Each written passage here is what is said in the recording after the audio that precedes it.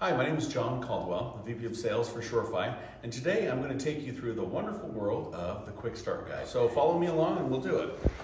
Okay, when you first open it up, you'll see the new Quick Start Guide right here on the top of our Wiegand bridge, and it shows what comes with it. Next, we're going to go through just a couple of steps. It says, first thing, connect to the Wiegand interface. And I've pulled this tab off of here, but we're going to take this and connect to the Wiegand interface. So we have the green, the white, and ground and power, and then we've also got the LED going in here. The next step says connect the relay outputs for the door gate hardware.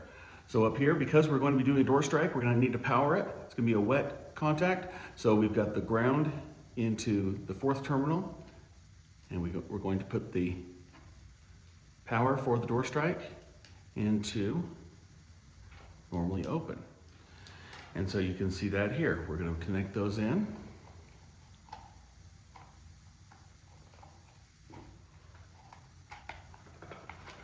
Okay, so we've got the door strike going here and here. Now, it also shows you on this Quick Start Guide that the jumper, if using a door strike and providing power, needs to be moved from a neutral position shown here to the back two pins. This shows the neutral position, and there I've moved it to the back two pins. Okay, next step, we come over here to connecting the power. There's the positive DC voltage at 12 volts. There's the negative.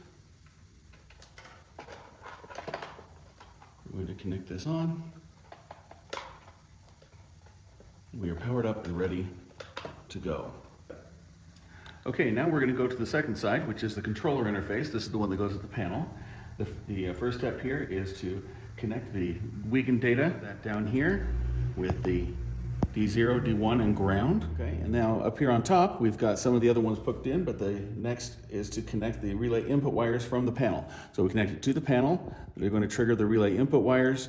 We're going to go into R1 in and ground, which are the yellow contacts, and that refers directly over here to the relay 1 outputs. And we go to our last step, which says to connect to power. So I'm going to connect this in. I've previously put the ground.